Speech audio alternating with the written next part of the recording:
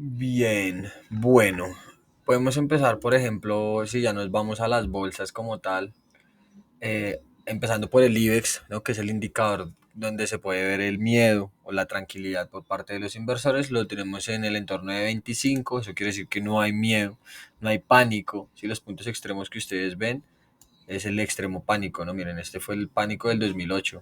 Ni siquiera el del 2020 llegó a ese punto. En el 2008 llegábamos a 96. Pánico extremo, ventas totales. El mercado cae más de un 50%. El 2020 llegamos a 85, igualmente pánico, miedo, sí, terror, el mercado cae un 37%. Si creces del yen del 2024, el mercado cae un 10%, si no recuerdo mal, pero el pánico es extremo, porque las órdenes apalancadas, ya por detrás de los futuros, opciones put, call y demás, es muy alto. Bien, es por eso que cuando la gente está perdiendo, pues claro, el pánico se va a máximos porque las pérdidas son abruptas, son inmensas. Aranceles del 2025 llegamos a los niveles de 60, ¿sí? Y ahora en estos momentos nos encontramos en 25. ¿Eso en qué se refleja si nosotros nos vamos al SP 500? Pues que está teniendo una recuperación increíble. Chicos, después de haber caído desde el inicio del mes, abril, cuando Trump anuncia el inicio del nuevo mundo para los Estados Unidos, el SP cae un 16,31%, pero en estos momentos se recoge toda esa caída y solamente cierra o tiene un actual negativo del menos 3,77%. La estructura del largo plazo es alcista. ¿De qué manera? Así simplemente, miren, impulso, retroceso, y esto puede seguir alcista contra todo pronóstico. Acuérdense del mercado secular. ¿Sí? Vámonos a semanal. En semanal sí tenemos pues una estructura todavía bajista, luego de que el precio rompió los 5.700 puntos. ¿Sí? Ahora, ojito porque ya se está hablando de una recesión o una estanflación que es mucho peor que una recesión. ¿Por qué? Porque una estanflación es aumentos de precios sin crecimiento económico del país. ¿Sí? Entonces los ciudadanos se van volviendo cada vez más pobres por la inflación y el país no crece. ¿Sí? Entonces eso es muy difícil de superar. En cambio, una recesión pues, es lo mismo que hacen los bancos, bajan tipos de interés, estimulan la economía y vuelve el juego, ¿verdad? Pero una estanflación es demasiado difícil de recuperar. Y si esto se cumple, si Powell sigue en contra de la política arancelaria de Trump, que se sabe que en el largo plazo va a causar un aumento de la inflación, y en eso es lo que se está apegando Trump y el FOMC, puede repercutir en muy serios problemas para la bolsa americana. ¿Sí? Sin contar la desglobalización y muchos aspectos más. Estamos en bajistas en semanal, estamos bajistas en semanal. En diario seguimos bajistas, liderando el máximo de los 5.788. Hasta que ese nivel no se pierda, no estamos en gamma positiva, por lo menos en terreno del mediano y largo plazo. Si yo me voy a H4 del mediano plazo, seguimos en un terreno bajista. Pero si ya nos vamos al terreno de H1, estamos en una estructura alcista. La bolsa americana se ha recuperado desde este mes, ¿sí? A principios de mes cae hasta los 4.800 desde los 5.729, representando pues una caída enorme del 16% como lo vimos en temporalidad mensual. ¿Ven?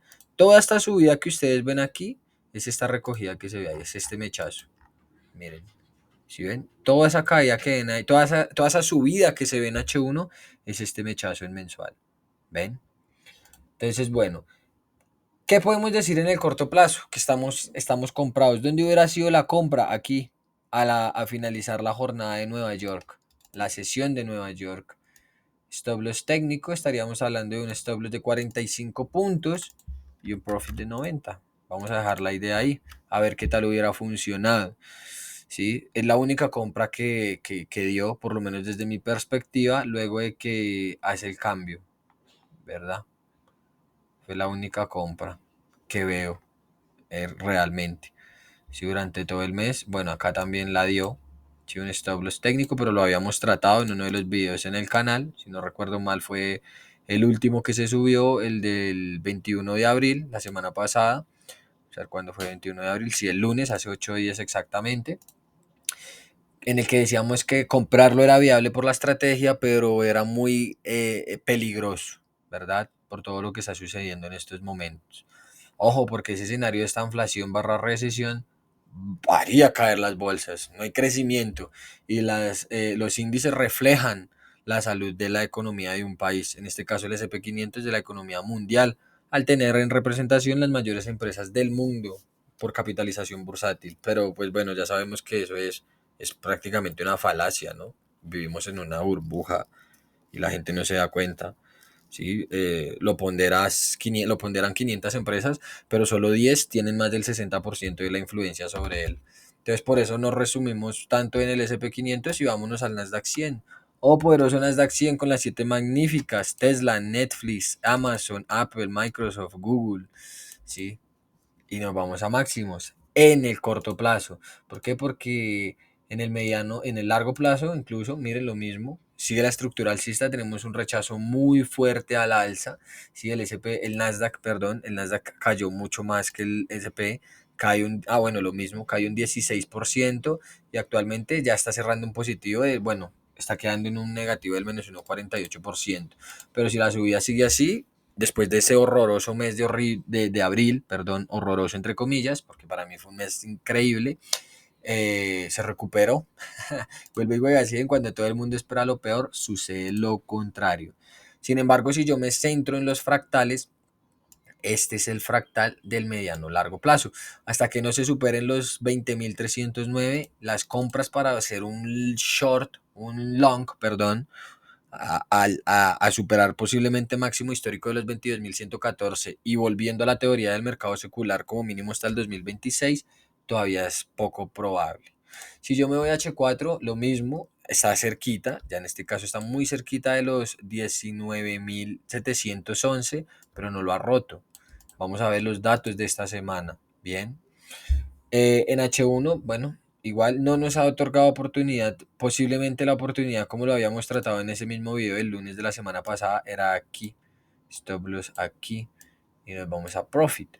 Pero pues yo los índices ahorita en estos momentos, a la manera en la que yo traigo, no los tocaría. ¿Sí? Si nosotros nos vamos al mercado de bonos, pues el mercado de bonos nos anticipa una reducción de tipos de interés, ¿no? Por lo menos a 2 años. Ya está cotizando en 3,68. Esto es bueno para la actualidad. Y el de 10 años a 4,20 todavía mantiene esa barrera del 4%. ¿Sí?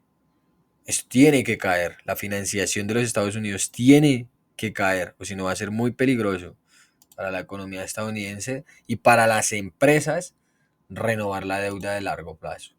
Entonces, ojo con las tecnológicas. Pero si nosotros nos adaptamos como especuladores de bien a las estructuras, la tendencia es de compras. En el caso dado de que el S&P 500 llegase a perder los 5.567, volveríamos a las ventas, igual que en el Nasdaq 100.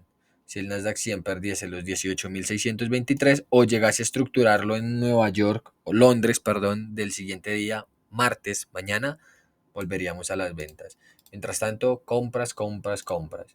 Bien, el Eurostock no lo trae, no lo grafique, no lo seguía, el IBEX sí, el IBEX es increíble, España, sí, miren, eh, vamos arriba, sí, lo grafiqué y me di cuenta que en estos momentos está en el inicio de una nueva estructura mensual, sí, o sea, este ser un impulso. Y si el precio realmente se revierte, como lo pudimos estar especulando con lo que hemos hablado, Europa no tiene nada a su favor. El nivel mínimo al que podría llegar son los 8.549 como objetivo de Fibonacci, lo que traduciría desde el punto máximo en el que se encuentra actualmente un retroceso de un 35% en España. Listo por el momento, pero hasta que eso no suceda, estamos en una estructura alcista. Vámonos en compras con el IBEX 35. ¿Sí? Bitcoin, bueno, Bitcoin, por acá, ¿no? Cuando Bitcoin estaba por estas zonas, estábamos diciendo que, claro está que recuerden que yo no, ya no pretendo tener la razón de nada, simplemente actualizado, ¿no? Con lo que va sucediendo. Paso a paso actualizamos y vamos renovando. Bien, y se ha cumplido, ¿no? Chao, vendedores. Por lo menos los que se mantienen en el área de los 95.000 y los 74.486 dólares por BTC. Y aunque tenemos objetivos en los 69.000 y 65.000, Bitcoin se está comportando como un activo, entre comillas, refugio, porque esto es un activo todavía de riesgo, que recuerden que detrás de Bitcoin no hay nada, sino simplemente una idea de descentralización de la economía tradicional, ¿vale? Pero esa idea también está corrompida al permitir el ingreso de los hacedores de la política monetaria de toda la vida, ¿sí? Entonces, bueno, recuerden también lo de las divisas digitales, como el euro digital, el yuan y demás, que es guerra directa contra Bitcoin, ¿no? Porque si se pretende que la ciudadanía utilice solamente esas divisas digitales, criptomonedas como Bitcoin y Ethereum corren el riesgo de empezar a ser baneadas e incluso prohibidas por los gobiernos. Bien. Por el momento estamos en compras cuando el precio estructura en los 93.455 dólares por Bitcoin y si ustedes quieren o les gustaría, digamos, que marcáramos un objetivo de BTC, pues este sería los 96.526 dólares por BTC. Ese sería el siguiente objetivo para Bitcoin. Por el momento estamos alcistas. De perder la zona de los 93.408, volvemos a la baja, teniendo en cuenta que todo este impulso, sin estructurarse, deberá ser oxigenado, ¿sí? Como mínimo a los 83.000 dólares por Bitcoin nuevamente. Ethereum, bueno, Ethereum prácticamente lo mismo, lo tenemos en la barrera de los 1825 del mediano y largo plazo, ¿de acuerdo? De perderlo, pues igual, nos comenzaría a marcar una recuperación alcista. Ojo porque si pierde los 2110, Ethereum se puede recuperar de una manera muy interesante. Mínimo, ¿hasta dónde? Vamos a ver qué información nos ofrece, por ejemplo, Fibonacci. Mínimo hasta los 2949 o 2457. Ojito con Ethereum, con las criptomonedas porque tienen sesgo alcista.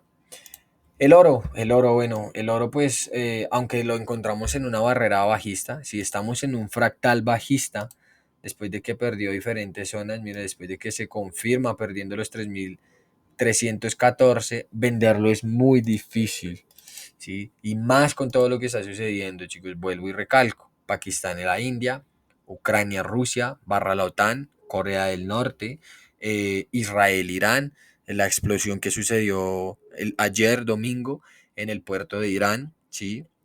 Que se la compara con la explosión de Beirut del 2019, cosa que yo no creo. La explosión de Beirut fue catastrófica, ¿sí? No se puede comparar el tonelaje eh, de la materia, ¿sí? Del químico, no recuerdo en estos momentos cuál era, que se encontraba en el puerto de Beirut al que se encontraba en Irán, pero igualmente fue una explosión gravísima. Ya se está acusando al Mossad, se está haciendo investigación y demás. A Netanyahu, esa persona que mejor no digo nada para evitar baneos en el canal, bien, pero ya sabemos cuál es el comportamiento de él. Mejor dicho, chicos, las cosas en estos momentos favorecen el oro y lo siguen favoreciendo. A nivel técnico, bueno, lo tenemos en ventas, pero esperemos que con la última subida del día de hoy y los datos que esperamos para esta semana y la caída de los bonos en los Estados Unidos, el oro siga siendo favorecido. De perderse los 30, de perderse los 3.358 dólares por onza, seguimos a máximos. ¿Quieren ver un objetivo del oro? Si quisiéramos hacerlo con Fibonacci, marcando por ejemplo un fractal diario, ¿sí?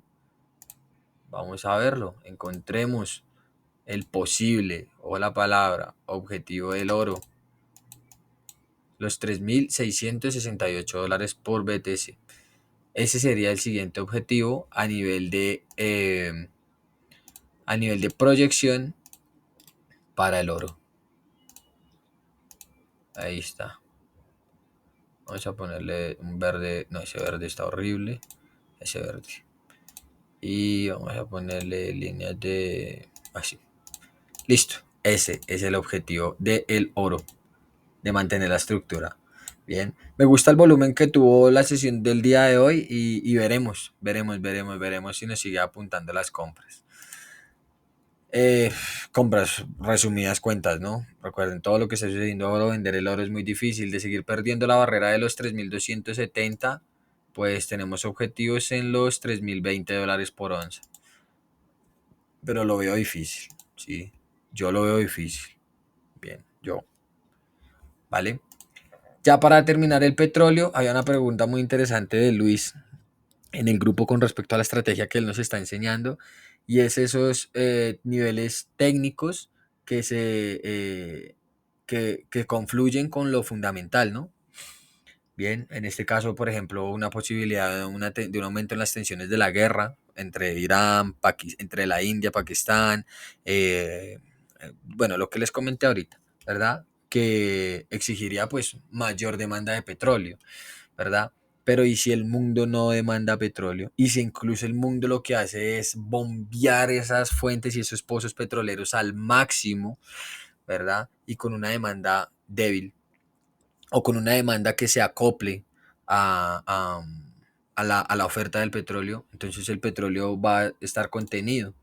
Sí, porque recuerden que ya la OPEP, Arabia Saudí, adiós a ser una de las principales productoras de petróleo, ahora lo es Estados Unidos, gracias al fracking, pero lo es.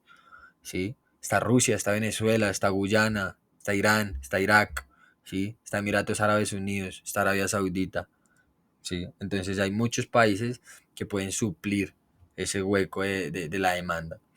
Bien. Entonces, por eso mismo, si nosotros nos vamos a lo macroeconómico y dejamos en este caso lo geopolítico de lado, el petróleo tiene mayores probabilidades de seguir cayendo. ¿Cuáles son los objetivos del petróleo? Los $43 por barril e incluso menos.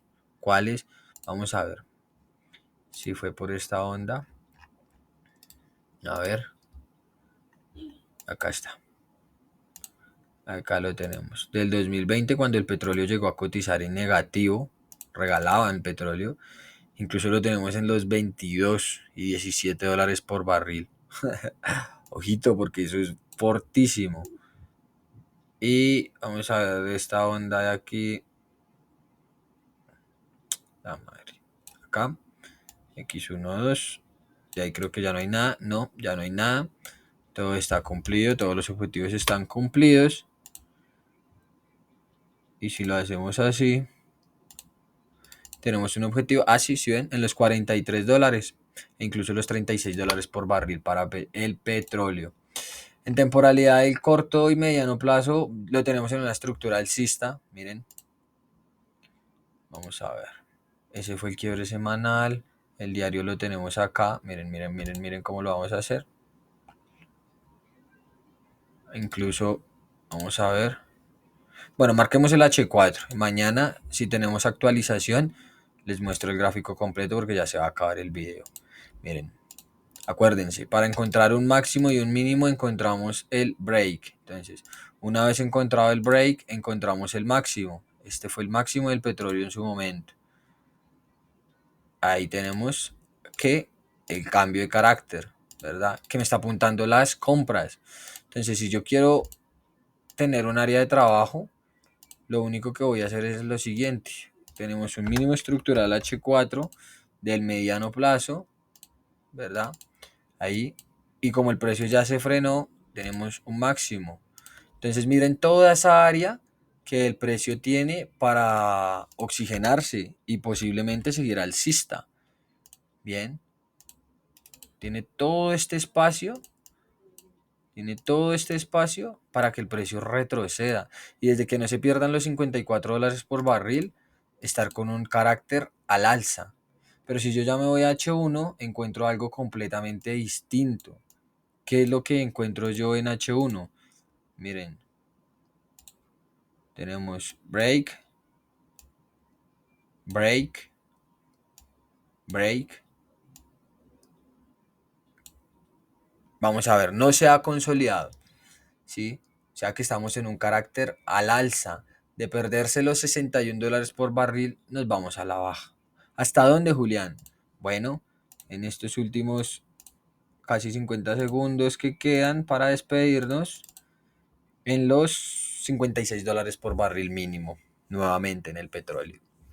Chicos, ese es mi punto de vista. Espero que les haya gustado, que les interese. Sí, recuerden que cualquier comentario es bien recibido. Les agradecería el apoyo en el canal.